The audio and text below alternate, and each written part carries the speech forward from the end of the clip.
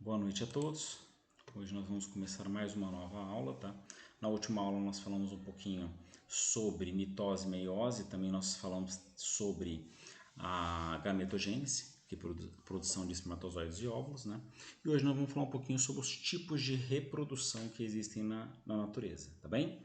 Então, falando sobre os tipos de reprodução, nós podemos classificar em dois tipos, que é o sexuado e o assexuado, tá bem?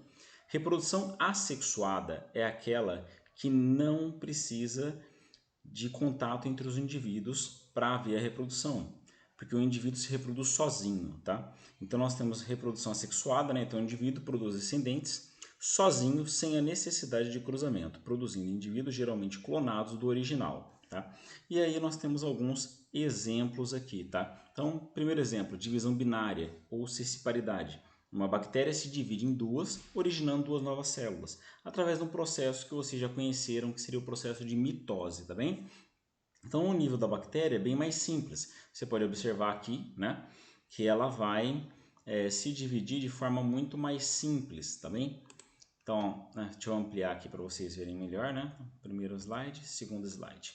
Então, esporulação, né? Então, o que é a esporulação? A esporulação também é um processo semelhante, em que por mitose ou meiose, aí vai depender do organismo, o organismo vai produzir esporos, tá? E esse esporo, quando ele cai no ambiente, ele vai originar um novo indivíduo, tá? Haploide ou diploide, tá? E esse novo indivíduo, ele está sendo produzido a partir de uma reprodução assexuada, ou seja, o organismo está se reproduzindo sozinho, sem a necessidade de uma parceria, tá bem? Então, continuando, então, está dentro da reprodução assexuada, nós temos também outros tipos de reprodução assexuada, que seria, por exemplo, o brotamento. Então, um apêndice brota do organismo mãe e esse se separa deste, originando um novo organismo, comum em algumas plantas animais como esponja e quinidário. Se você observar aqui a imagem, você vê que brota, né, uma parte do corpo, essa parte se solta e aí ela origina um indivíduo novo, tá? É como se nascesse um braço em você e o braço caísse no chão e virasse outra pessoa. É meio maluco, eu sei, né? Mas é assim que funciona o processo de reprodução por brotamento, tá? Então não pode reproduzir dessa forma. Uma outra forma de reprodução é a fragmentação. Então na fragmentação, o animal ele foi cortado, foi tirado um pedaço desse animal, só que quando você divide esse animal no meio, em vez dele morrer, ele regenera as partes. Que é muito comum, por exemplo, com a estrela do mar. Então a estrela do mar, você tem uma estrela aqui, aí ela foi cortada ao meio, certo? Então vocês vão ver que tem um pedaço aqui e o outro pedaço aqui. Esse pedaço regenera braços novos e forma uma estrela inteira. Este pedaço também vai regenerar a estrela produzindo uma estrela inteira, tá vendo? Então ele regenera as partes que estão faltando para produzir uma nova estrela. Então aqui seria também um processo de reprodução, só que por fragmentação, tá? Então tanto esponjas do mar como alguns quinidários, tá? E também as esponjas podem realizar esse tipo de processo de reprodução, tá bom? Então brotamento e fragmentação, tá? No caso de algumas plantas, você pode verificar que, por exemplo, às vezes você vai ter uma planta em que cai um galho da planta e esse galho forma raízes e forma uma nova planta. Então tem plantas que conseguem fazer isso também, tá? De por fragmentação ou brotamento originar novos indivíduos, tá bem? Né? Que é, por exemplo, a forma como banana se multiplica, né? Banana se multiplica através do rizoma da raiz, que vai brotando novas plantas, tá bem? Então é bem diferente o processo de reprodução nesses casos. Continuando então, processos de reprodução assexuada. Então nós temos mais um exemplo, e esse exemplo ele é bem específico, tá? Que seria a partenogênese. Então como funciona a partenogênese, tá? Então comum em animais onde o organismo mãe produz ovos não fertilizados que originam filhotes de um determinado sexo, tá? Então no caso no exemplo das abelhas, tá? Que eu coloquei aqui, então uma abelha rainha virgem tem filhotes machos. Então ela vai produzir filhotes, tá? Então ela vai fazer a meiose.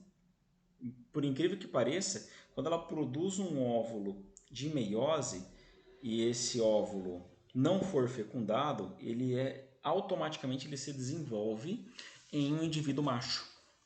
E esse indivíduo macho, por incrível que pareça, produz gametas por mitose. Que coisa interessante, né? Então ele vai produzir espermatozoides por um outro formato, uma outra maneira. Caso essa abelha rainha cruze com o zangão, então ela vai produzir ovos fecundados. E os ovos fecundados ou viram operárias ou viram rainhas, dependendo da alimentação que essa larva receber. Então você vê aqui, né, que é um processo de reprodução totalmente diferente. Além de ter esse tipo de reprodução, você tem, por exemplo, o exemplo dos escorpiões amarelos. Tá? No escorpião amarelo, o ovo não fecundado produz uma fêmea. E aí que tá. Existem populações de escorpião amarelo que são feitos 100% de fêmeas. Não existe macho na espécie. Então o que ela faz? Ela simplesmente chegou na idade fértil, ela produz ovos, esses ovos vão produzir clones, que são indivíduos iguais ao indivíduo original, e ela vai produzir novos filhotes, sem a necessidade de cruzamento com o macho, tá bem? Então, a espécie inteira é uma espécie exclusivamente de fêmeas. Continuando então, reprodução sexuada. Na reprodução sexuada ocorre a produção de gametas, tá? Sendo que os gametas grandes e imóveis geralmente são chamados de gametas femininos, tá? Então você vai ter o óvulo, por exemplo, no caso da espécie humana e no caso dos animais, né, assim, vertebrados em geral. No caso das plantas, a gente tem a oosfera, tá? Que vai ser essa estrutura grande aqui, tá? Que a gente classifica como estrutura feminina, tá bem? Então, vamos ter aqui os gametas masculinos, tá? E aí, né, pequenos imóveis geralmente são masculinos, tá? Então, o que você vai ter? Por exemplo, aqui eu tenho um anterídeo, tá? Então, existem algumas plantas mais primitivas que elas não usam grão de pólen, elas usam um anterídeo que lembra um espermatozoide, tá? Então, ele tem várias caudas e ele se move na direção do gameta feminino da planta, tá? Principalmente em plantas mais primitivas. Nas plantas mais desenvolvidas, o gameta masculino ele está dentro do grão de pólen, tá? Que é os núcleos polares. E os núcleos polares, quando eles entram em contato com a oosfera, a fecundam. O núcleo polar é minúsculo se comparado à oosfera, que é muito maior que ele. Bem? Então, e aqui nós temos um exemplo aqui de espermatozoide e óvulo, né? Comparando o formato dos dois. Só para relembrar, o espermatozoide ele é 1000 vezes menor do que o óvulo, tá? Então, enquanto um óvulo, por exemplo, da espécie humana pode ser visto a olho nu, porque ele tem 1 milímetro de diâmetro, o espermatozoide é 1000 vezes menor que ele. Então, ele é muito pequeno, só perceptível ao microscópio. Bem? Continuando então, tipos de reprodução sexuada, tá? Então, na reprodução sexuada, nós podemos ter dois tipos diferentes. Nós podemos ter os organismos que a gente chama de dioicos, tá? Ou seja, uma espécie possui indivíduos com apenas um sexo, sendo masculinos ou femininos, tá? Então, a grande maioria dos animais que a gente convive no dia a dia, tá? Gato, cachorro, inseto, a maioria deles vai entrar nesse padrão. Você vai ter um indivíduo macho e você vai ter um indivíduo fêmea, formando uma espécie dioica, tá? Já nos animais monóicos, tá? Ou hermafroditas, eles possuem ambos os sexos no mesmo indivíduo, que pode atuar como macho ou fêmea, tá? Aí você tem o exemplo do caracol, da minhoca, da solitária, tá? Que são um exemplo de animais que seguem esse padrão. Vocês podem observar essa imagem aqui, né? Essa imagem aqui eu tenho duas minhocas acasalando, né? Aqui pelo menos, né, o desenho delas acasalando. E você vai ver que você vai ter aqui, né, o aparelho masculino e o aparelho feminino no mesmo indivíduo, né? Então essa aqui engravida essa aqui engravida essa. E o espermatozoide saindo daqui e vindo para cá, para o local onde ele é armazenado. Então quando duas minhocas se encontram, as duas saem grávidas, tá? Por quê? Porque as duas podem fecundar uma a outra através do clitelo, porque elas são macho e fêmea ao mesmo tempo, porque elas têm os dois sexos, tá bem? Uma boa parte dos animais da natureza tem os dois sexos, tá? Embora em alguns casos eles podem deixar um mais ativo que o outro, dependendo da fase de desenvolvimento do organismo, tá? E existem animais que trocam de sexo. Então, por exemplo, um dos exemplos disso é o peixe palhaço. O peixe palhaço troca de sexo durante a vida. Então, na juventude, o peixe palhaço normalmente é um macho.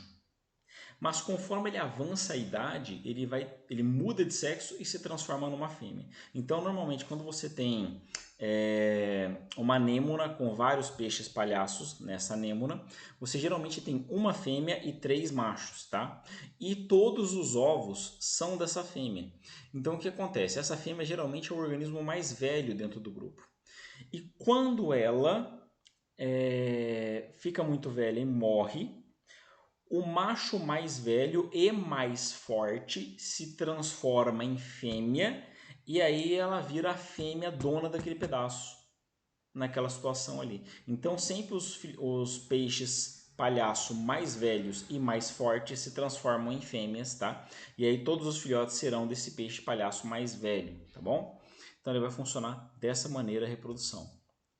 Aqui nós temos uma pequena comparação, tá? Um quadro para a gente comparar as vantagens e desvantagens de cada tipo de reprodução. Tá? Então, se você for ver aqui, por exemplo, reprodução assexuada. Quais são as vantagens? Bem, formação de clones rapidamente. Então, como não precisa procurar parceiro, ela reproduz rapidamente uma grande quantidade de indivíduos. Tá? Então, todos podem originar descendentes, tá? Então todo filhote que nasce ele já pode automaticamente reproduzir logo que ele se desenvolva, então não tem necessidade de procurar um parceiro, tá? Rápida produção de descendentes com baixo dispêndio de energia, você tem pouco gasto de energia para produzir bastante descendente. Colonização de habitats a partir de um só indivíduo, então um indivíduo pode produzir uma grande descendência se ele reproduzir de forma assexuada. Tá? Agora, qual que é a desvantagem da reprodução assexuada? Diversidade de indivíduos praticamente nenhuma. E por que não há essa diversidade? Porque todos eles são clones do organismo anterior, do organismo mãe ou avó, enfim. Né? Então, como todo mundo tem o mesmo DNA, você vai ter uma diversidade genética baixa, e essa diversidade genética baixa favorece que esse grupo seja muito vulnerável, principalmente a doenças e parasitas. Tá? Então, o fato de eles terem pouca variabilidade genética significa que eles estão mais vulneráveis a doenças. Tá bom? Né? Então, difícil adaptação a alterações ambientais. Se mudar alguma coisa no clima, você vai ter pouca variação genética para poder adaptar essa espécie ao local, às mudanças, né? E não favorece a evolução da espécie. Por que não favorece? Porque você vai ter ali talvez um ou outro que sofra mutação e consiga até sobreviver, mas você não tem recombinação de genes. Então você não vai ter uma diversidade gênica muito alta nessa população e isso favorece que ela entre em extinção logo. Então, a maior parte dos animais que entraram no caminho da reprodução assexuada acaba entrando em extinção. Tá? Por quê? Por causa da baixa diversidade genética e também por causa da lento processo de adaptação tanto a pragas quanto a doenças. Tá bem?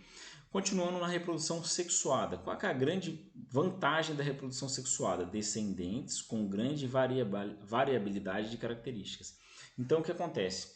Quando o macho e a fêmea se cruzam, tá? Ou dois hermafroditas se cruzam, eles vão produzir uma descendência que é a combinação genética desses indivíduos. Só que essa combinação genética pode se ocorrer de diversas maneiras. Então, se você pegar, por exemplo, uma família humana, você pode ter filhos do mesmo pai e da mesma mãe, mas que são muito diferentes. Então você pode ter vários irmãos que geneticamente são diferentes, mesmo sendo filhos dos mesmos pais. Por quê? Porque a combinação genética que foi herdada por cada um desses filhos é completamente diferente. Tá? Então a reprodução sexuada ela favorece com que haja reorganização dos genes nas próximas gerações, o que cria uma grande diversidade de recombinações e essas recombinações vão tornar o grupo mais resistente a doenças, tá? Então você vai ter maior diversidade genética, o que favorece a evolução de novos formatos.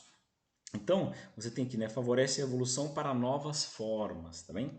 Agora qual que é o problema desse processo? Ele é lento, porque demora um pouco mais para o indivíduo conseguir se reproduzir, porque ele tem que procurar um parceiro. Então, se ele não achar um parceiro, ele demora mais para se reproduzir, tá bem? Então, esse é um problema, tá? Então, ele não pode simplesmente sair reproduzindo imediatamente, ele tem que arrumar um par para poder reproduzir. Grande dispêndio de energia na formação de gametas e no processo que combina na fecundação, que é todo o processo de enamoramento da espécie, em que o macho e a fêmea vão interagir para ver se eles querem realmente produzir um filhote juntos. Tá? Então todo esse processo gasta um pouco mais de energia e um pouco mais de tempo. Então você vai ter ali um investimento energético um pouco maior, tá? Mas acaba compensando para ter uma prole geneticamente mais diversa e mais resistente. Tá? Então, nós temos aqui uma boa diferenciação. Na reprodução assexuada, geralmente ocorre mitose, então a mitose vai produzir novos indivíduos, Indivíduos geneticamente iguais, desde que não ocorram mutações, tá? Então, produzidos clones, né? Não gasta energia na busca por parceiros, porque não vai precisar de parceiro para reproduzir. No caso da sexuada, nós temos aqui meiose, gametas e fecundação. Indivíduos geneticamente variados, né? Ou seja, resistentes ao ambiente, mais adaptados às mudanças. Gasta energia na procura de parceiros, exceto na autofecundação. A autofecundação é um caso à parte, porque existem animais que são hermafroditas e conseguem fazer sexo consigo mesmo. Embora ele esteja quase se clonando, mas ele não está se clonando porque ele está recombinando os próprios genes dele mesmo. É meio estranho isso, tá? Mas, por exemplo, alguns vermes, como a solitária, né? O que a solitária faz? Ela tem o aparelho reprodutor masculino e feminino e ela cruza com ela mesma para produzir a descendência dela. Então, ela vai o quê? Ela não vai gastar energia para procurar um parceiro, porque ela faz sexo consigo mesma, tá? Então, essa é uma característica aí de um animal hermafrodita muito exótico, tá bom? Continuando, então, né, vantagens da reprodução sexuada. Então, embora produza menos indivíduos e precise de um parceiro, essa se mostra vantajosa por produzir uma descendência com maior diversidade genética de indivíduos, que se tornam resistentes rapidamente a doenças e parasitas, em geral, devido à maior diversidade genética, permitindo adaptação mais rápida a mudanças no clima e doenças adquiridas. Então, existe toda essa vantagem. Por isso que a grande maioria das espécies, tá, com poucas exceções, optam pela reprodução sexuada. Por quê? Porque embora ela tenha mais investimento, você tenha mais gasto de energia, você tem mais certeza que a espécie vai evoluir mais rápido e se adaptar mais rápido às mudanças, principalmente a doenças e mudanças climáticas, tá bem?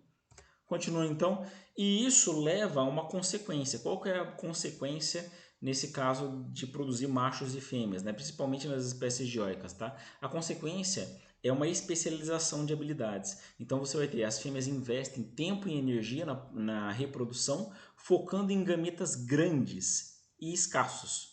Então ela vai produzir poucos gametas, mas ela vai gastar muita energia nesses gametas, tá? Sendo normalmente mais seletiva na natureza. Então o que vai acontecer? Na maior parte das espécies que existe macho e fêmea, a fêmea seleciona ao máximo e ela procura sempre o macho de maior qualidade para ela poder reproduzir.